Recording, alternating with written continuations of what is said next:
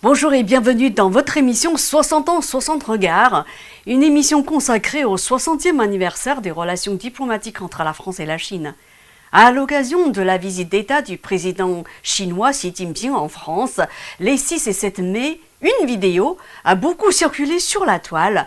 En voici quelques extraits. 可以说是中文说的最好的法国人之一。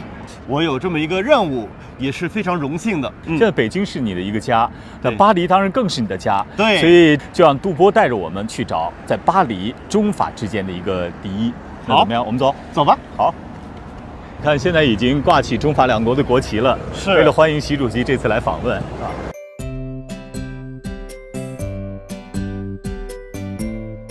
我今天要带你发现的这个中国第一，对，哦，看到了，看到了，看到了，看到巴了这个黎中国文化中心。 On y voit Kang Hui, présentateur vedette sur CCTV, première chaîne de télévision chinoise, mais aussi un Français qui parle chinois comme un Chinois né en Chine. Son nom, Alexandre Dubos. Il est notre invité d'aujourd'hui. Alexandre Dubos, bonjour. Bonjour Camille, merci de ton invitation. Eh bien, ravi de vous recevoir sur ce plateau. Est-ce que vous pouvez nous dire dans quel contexte cette vidéo a été réalisée? Alors moi je vis en Chine depuis 20 ans. 20 ans. Oui, depuis 2005, donc presque 20 ans. Et très tôt, dans mon aventure en Chine, je dirais, après avoir étudié, après avoir appris le chinois, j'ai eu l'opportunité de faire de la radio dans une radio chinoise qui s'appelle China Radio International. D'accord. Et En puis- chinois? En chinois. Waouh! Félicitations! Comme vous le mentionniez à l'instant, moi j'ai passé quelques années à effectivement à apprendre le chinois et après avoir acquis un niveau de chinois plutôt bon, disons, j'ai reçu des invitations et en particulier cette invitation pour faire une émission de radio qui s'appelle en chinois La Wai Kandian. La Wai Kandian, c'est les points de vue des étrangers. Les points de vue des étrangers. Voilà. Voilà. Et Donc, donc- en chinois toujours? En hein? chinois toujours. Oui, d'accord. Et donc, dans cette émission, on débattait et on discutait de différents sujets divers et variés, de culture, de société. Ça permettait assez tôt, au final, en Chine, c'est-à-dire dans les années 2008-2009, juste après les Jeux Olympiques, d'avoir et de proposer, en tout cas aux auditeurs chinois, d'avoir vraiment le point de vue d'un étranger qui pouvait parler leur langue et de manière voilà, à donner, disons, des points de vue un petit peu différents de ce qu'ils avaient l'habitude d'écouter. Depuis, China Radio International et CCTV ont fusionné et ont donné C'était en naissance... 2018 ou 2019? Alors, je me souviens plus de la date Ouais. exacte, mais Ouais. effectivement, maintenant, ça a donné naissance à une nouvelle entreprise qui s'appelle China Media Group. China Media Group. Voilà, ouais. Et bien évidemment, de par le fait que je faisais cette émission à la radio, on me donnait souvent aussi l'opportunité de faire des émissions à la télé.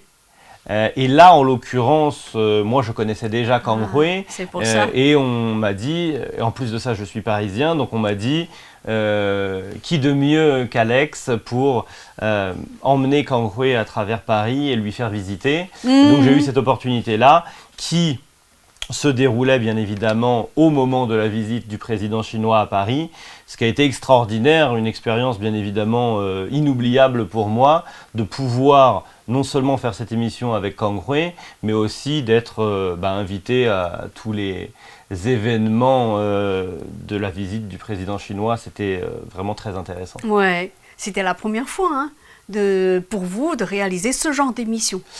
Alors ce genre d'émission, oui, spécifiquement pour la visite du président, c'était la première fois que je le faisais, mais j'ai fait pas mal de télé en Chine. Je faisais aussi d'autres émissions diverses et variées, mais plutôt du style, comment dire, loisir, plutôt des discussions, des débats plutôt moins formel, sur d'autres... Des talk shows. Voilà, des talk shows, je cherchais le mot en français, je ne le trouvais pas. Et effectivement, c'était dans une période qui était pré-réseaux sociaux. Donc, pré-réseaux sociaux déjà. Avant les réseaux sociaux, donc ça. dans les années 2010, entre 2009 et 2012. Après, j'ai eu aussi, moi, ma propre expérience professionnelle et entrepreneuriale en Chine. Donc, j'ai monté ma boîte d'import-export en Chine. Dis donc. Et c'est vrai que j'ai toujours eu 2 fils directeurs dans ma vie professionnelle, en tout cas en Chine. Donc la partie média, avec aussi bien CCTV, mais d'autres chaînes de télévision et bien évidemment la radio. Mais j'avais aussi mon entreprise que j'ai créée en 2010 et que j'ai fait grossir jusqu'à aujourd'hui. Voilà. Donc, et après, entre-temps, il y a eu les réseaux sociaux et là, bien évidemment, c'est encore une nouvelle ère. Alors avec, au début, c'était Weibo et ensuite, il y a eu Douyin, qui est connu sous le nom de TikTok. Xiaohongshu aussi. Xiaohongshu un petit peu moins, mais moi c'est spécifiquement sur Douyin. Vous êtes très actif sur Douyin aussi? Sur WeChat, sur Weibo et Douyin. Voilà, et au total, toutes plateformes confondues, j'ai à peu près 1 million de followers. 1 million de followers. Ouais. Alors en Chine, c'est beaucoup sans être beaucoup. Oui. C'est-à-dire que c'est un chiffre impressionnant, surtout quand on l'entend en français, on se dit 1 million de followers. Mais c'est vrai qu'en Chine, il y a plein d'influenceurs qui ont des millions, des dizaines de millions, voire même des centaines de millions de followers. Exactement. Donc voilà, je suis un petit influenceur, disons. Eh bien, c'est des missions-là que vous avez réalisées lors de la visite d'État du président chinois Xi Jinping en France. Vous l'avez mise, j'imagine, sur les réseaux sociaux, n'est-ce pas? Bien sûr. Ouais, vous avez eu beaucoup de commentaires. Oui, alors effectivement, ça a été, disons, une vague de nouveaux followers. Je suis toujours très impressionné de voir à quel point en Chine, la viralité, c'est aussi le cas en France, bien évidemment, mais c'est vrai qu'en Chine, on est toujours impressionné de par la population chinoise qui est très importante, comme on le sait tous. L'effet de base est beaucoup plus important. Et l'effet viral, tout d'un coup, je prenais, je sais pas, 100 000 followers par jour. 100 000 followers par jour. Ça n'a pas duré très longtemps parce Quel succès. C'est quelque chose qui est très lié à l'actualité. Ouais. Donc, ça explose, pour utiliser cette métaphore, pendant un jour ou deux. Et puis après, ça retombe un petit peu comme un soufflet. Et puis, on retourne à son quotidien, quoi. Oui, voilà. Tout à fait. Alors, qui a conçu le scénario? C'est vous, avec Kang Hui Alors, ils m'ont consulté. Oui. Pour établir finalement la route. Le fil conducteur. Voilà, le fil conducteur et la route au final. Parce que l'idée et le nom de l'émission, c'était City Walk. Donc, traverser la ville en marchant ou se balader dans Paris. Et ils m'ont dit quels seraient les endroits qui seraient intéressants à visiter. Et il y avait, disons, une exigence, c'était qu'il fallait qu'on puisse mettre en avant les premiers endroits hors de Chine. Et pourquoi est-ce que le Centre culturel de Chine à Paris, on a décidé de le visiter. Ils ont décidé le premier endroit que vous avez visité, oui. C'était le premier centre culturel de Chine dans un pays européen. Effectivement. Voilà. C'est emblématique et c'est important. C'est emblématique parce que c'est important pour la Chine. Et c'est normal, moi je me mets à la place de tous les Chinois, le rayonnement culturel et ce qu'on appelle souvent le soft power de la Chine se transmet par ce genre d'institutions, que ce soit le centre culturel, que ce soit l'Institut Confucius. Et ce sont des établissements et des institutions qui sont très importantes. Et effectivement, comme la France a été très, j'ai envie de dire, avant-gardiste dans sa relation avec la Chine, le premier symbole de ça, bien évidemment, c'est l'établissement des relations diplomatiques entre la France et la Chine. Tout à fait. Il y a 60 ans, donc en 1964, sous l'impulsion du général de Gaulle. Et ça, c'est resté un point très important dans l'esprit des Chinois, puisqu'ils se disent, voilà, notre ami, la France, qui a été le premier pays occidental à nous reconnaître, la nouvelle Chine, la Chine nouvelle, puisque le nom qu'on donne à la Chine d'aujourd'hui, c'est la Chine nouvelle.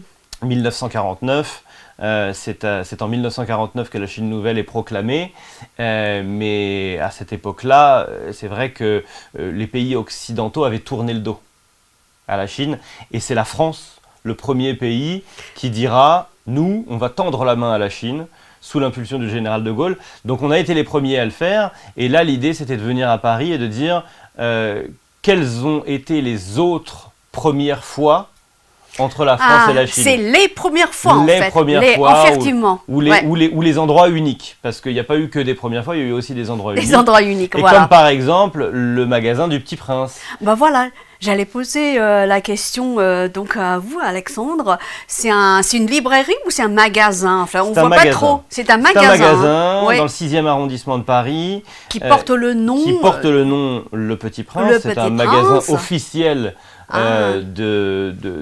d'objets qui sont à l'effigie du Petit Prince, des livres bien évidemment, de toutes sortes de publications et d'éditions différentes dans un nombre de langues quasi illimité. Il y a autant d'éditions du livre Le Petit Prince qu'il y a de langues dans le monde, voire même plus. D'où le choix de ce magasin, Le Petit Prince. Je vous pose une question, Camille. Est-ce que vous connaissez une langue qui s'appelle le Klingon? Le Klingon? Non, pas du tout. C'est une langue inventée qui a été utilisée dans le film Star Trek ou Star Wars. Maintenant, ça m'échappe. Faudra le vérifier pour l'émission. Mais c'est une langue inventée que les extraterrestres parlent entre eux. Il y a une édition du Petit Prince qui existe dans la langue Klingon. Donc, c'est dire son influence. C'est dire son influence. Je connais l'espéranto, qui est une langue inventée. Voilà, c'est une langue inventée. Tandis que là, le Klingon, en fait, c'est une langue inventée dans le cadre de la science-fiction. Voilà.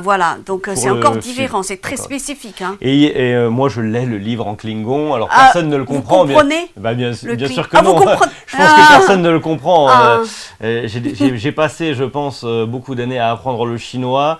Je ne sais pas si j'ai le temps d'apprendre le Klingon, mais non, mais le Petit Prince, moi j'ai une histoire très très longue et passionnante avec le Petit Prince.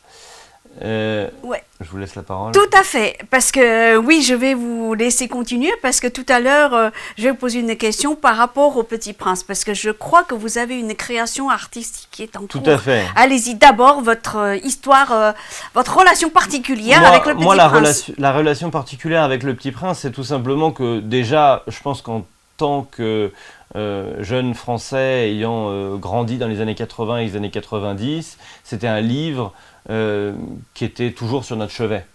Que c'était quasiment une lecture, j'ai pas envie de dire obligatoire, parce que ça semble être quelque chose de rédhibitoire, alors que c'est pas du tout le cas. Quand on est tout petit, on lit Le Petit Prince une première fois quand on a 3 ou 4 ans, parce que c'est un livre qui est accompagné de dessins, qui sont d'ailleurs très jolis. Et quand on a 3 ou 4 ans, on regarde les dessins et puis on essaye de se faire une idée. C'est ça. On entend maman nous dire les mots, mais on n'en comprend pas forcément la force et la profondeur. Et puis peut-être que 10 ans plus tard ou 15 ans plus tard, pendant l'adolescence, on le lit une seconde fois et là, on commence à comprendre. On commence à comprendre tous ces concepts d'amitié, l'amour, prendre ses responsabilités, c'est un des sujets centraux aussi du livre, pardon. Et moi, c'est un livre que j'ai toujours adoré.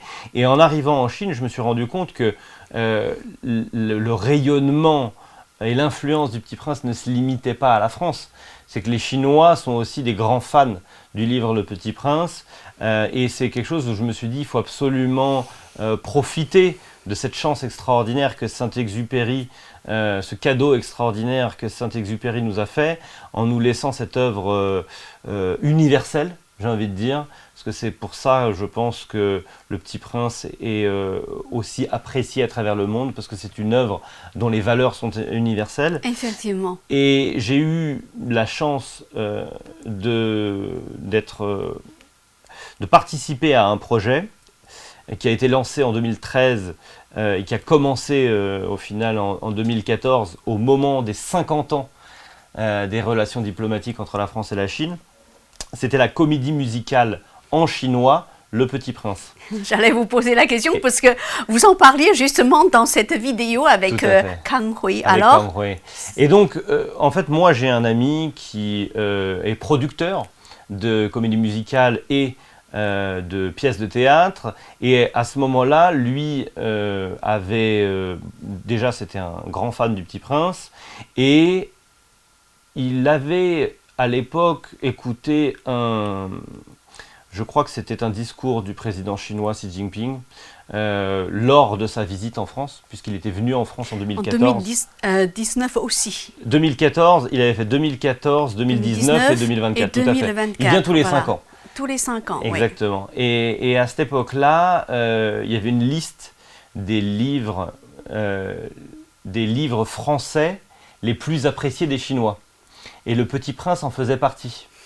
Et mon ami avait été inspiré, il s'est senti comme une espèce de responsabilité, pas une responsabilité, disons plutôt, il s'est donné à lui-même une mission, il s'est dit voilà. Je veux œuvrer pour les échanges culturels entre la France et la Chine, et comme c'était son métier de produire des comédies musicales, il s'est dit voilà, on va essayer de faire une comédie musicale Le Petit Prince, Xiaobanzi en chinois. Et donc on s'est attelé à ça. Moi j'ai contacté les ayants droit et on a produit une comédie musicale Le Petit Prince à partir de 2014 qui aujourd'hui, donc en 10 ans, a été il y a eu à peu près 800 représentations. 800 représentations 800 en Chine, représentations à travers la Chine, bien évidemment principalement dans les 4 grandes villes chinoises, Pékin, Shanghai, Chongqing et Guangzhou, mais aussi dans plein d'autres villes, disons secondaires de Chine, et ça a été un succès absolument aussi vraiment très intéressant. Donc voilà, moi je suis très lié au Petit Prince. Oui, c'est un projet Quel extraordinaire. rôle avez-vous joué alors? Moi j'étais coproducteur. Coproducteur? Oui, tout à fait. En fait, on était 2 producteurs. On s'est dit il faut un producteur du côté chinois, il faut un producteur du côté français, avec bien évidemment des responsabilités partagées. Les Chinois s'occupaient de la partie création musicale, surtout au niveau des paroles. Et puis moi, je me suis occupé de toute la partie de l'organisation, disons, de m'assurer que l'œuvre originale était respectée, et puis fidèle, bien évidemment, à la création de Saint-Exupéry. Vous avez mis combien de temps alors? La réalisation, la préparation de la comédie musicale a mis à peu près 1 an. C'est pour ça que je disais qu'on a commencé on a commencé en 2013, et puis les premières représentations en 2014 pour célébrer. Ça tombait en fait pile au moment des 50 ans des relations diplomatiques. C'est vrai qu'en parlant comme ça, je réalise que ça fait déjà 10 ans et qu'on est déjà à 60, donc 60 ans de relations diplomatiques entre la France et la Chine. C'est un beau parcours, et bien évidemment on espère qu'on continuer à se représenter. Dans les 2-3 dernières années, ou disons 3-4 dernières années, le marché des représentations de spectacles en Chine est beaucoup moins dynamique pour les raisons qu'on connaît, mais voilà, ça va repartir, et on est aussi en négociation pour d'autres projets qui peuvent être extrêmement intéressants, comme faire une version célébrité, Mingxing Ban, version célébrité de la comédie musicale Le Petit Prince, dans laquelle... oui, en quoi consiste cette version célébrité alors? Ce sera une version de la comédie musicale dans laquelle on invitera uniquement des célébrités chinoises. Donc que des chanteurs et des chanteuses très connus. Donc bien évidemment, ça demande des négociations qui sont très longues et très complexes. Ça demande aussi des moyens qui sont très importants puisque les célébrités ont des cachets plus élevés. Évidemment, oui. Mais c'est aussi très passionnant. Alors moi, quand je parlais à l'instant, suite à votre question, quel est mon rôle, je disais je suis producteur du côté français, mais je dois avouer que le travail est surtout du côté des Chinois. Moi, je m'occupe aussi de toute la partie de la communication. Donc, je fais en sorte que le projet soit connu et reconnu de manière à ce qu'on puisse faire 800 représentations comme on a pu le faire. Ça permet de légitimer aussi l'initiative. Alors, le dernier endroit où vous vous êtes promené avec Kang Hui, c'était les Champs-Élysées. Oui. Voilà, donc un choix incontournable aussi. Un choix incontournable, doublement, tout simplement déjà parce que, les Champs-Élysées est le nom qu'on lui donne, la plus belle avenue du monde. On lui a donné à travers les années des noms divers et variés, mais spécifiquement parce que avec ce même ami avec qui j'ai créé la comédie musicale, on a aussi créé une chanson à la fin de l'année 2023 qu'on a distribué, qu'on a commencé à distribuer à partir du début de l'année 2024, qui s'appelle De l'avenue Chang'an jusqu'aux Champs-Élysées. 我现在还要再带你去一个地方。香榭丽舍大街。对，啊没错，这个地方呢是最具有巴黎代表性的一条街道。没错，今年年初1月份的时候，我出了一首歌，叫《从长安街到香榭丽舍》。啊是一首庆祝中法建交60周年的歌。啊！我的朋友走过60年，从长安街到香榭丽舍，再从香榭丽舍到长安街。很棒，很棒。 C'est ce que vous avez chanté dans cette vidéo. Voilà, Alors, exactement. Alex, c'est vous qui avez rédigé les paroles? Alors, on a travaillé, c'était vraiment un travail de groupe.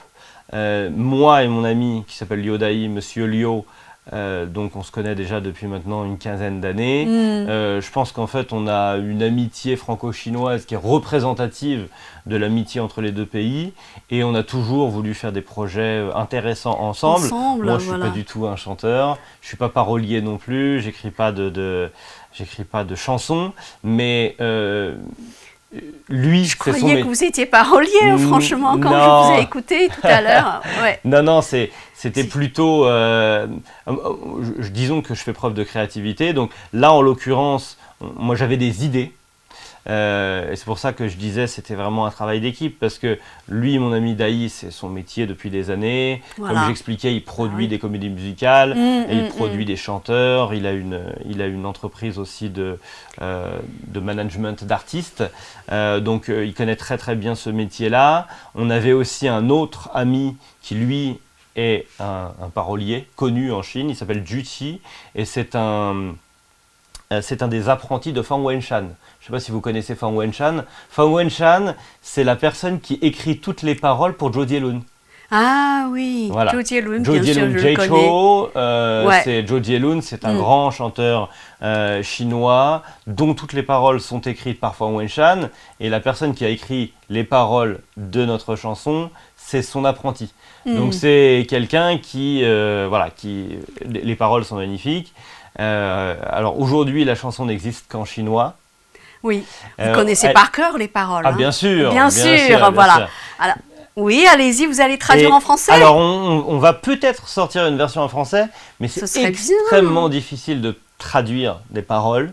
C'est sûrement un des exercices de traduction les plus complexes. Traduire, déjà la traduction à la base c'est très difficile. Moi je l'ai fait à l'époque où j'étais étudiant pour arrondir les fins de mois disons et puis pour gagner un petit peu d'argent comme ça, un petit peu d'argent de poche.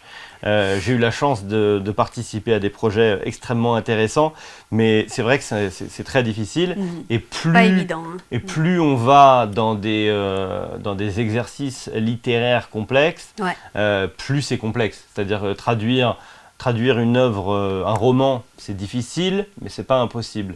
Traduire de la poésie, là, ça devient très très complexe. Et traduire des chansons, là, pour le coup, c'est vraiment...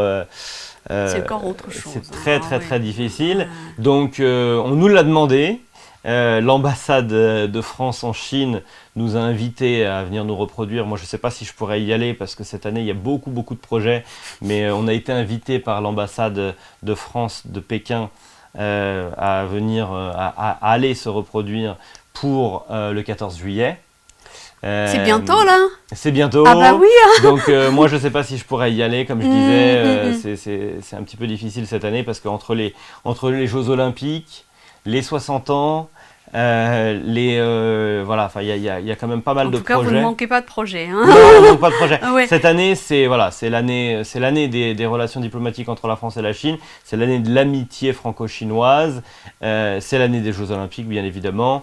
Et donc, je pense que c'est le moment pour les personnes comme moi qui ont vécu longtemps en Chine d'essayer en tout cas d'apporter une pierre à l'édifice de l'amitié franco-chinoise.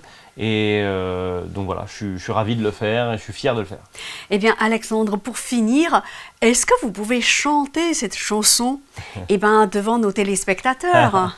Vous me prenez un petit peu au dépourvu, Camille. Parce que vous chantez très bien cette vidéo. Je pense qu'aujourd'hui, ce qu'on va faire, c'est que je vais vous envoyer la chanson et je vous invite à la passer en fin d'émission. D'accord, ok, je suis d'accord. Ouais, et puis le chanter comme ça a cappella, comme on dit, oui, c'est pas difficile. évident. Ouais.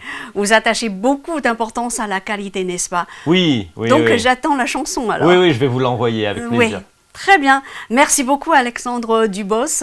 Eh bien, je vous souhaite beaucoup de succès pour vos projets en cours et à venir. Merci beaucoup, Camille, de m'avoir invité. À bientôt. À bientôt.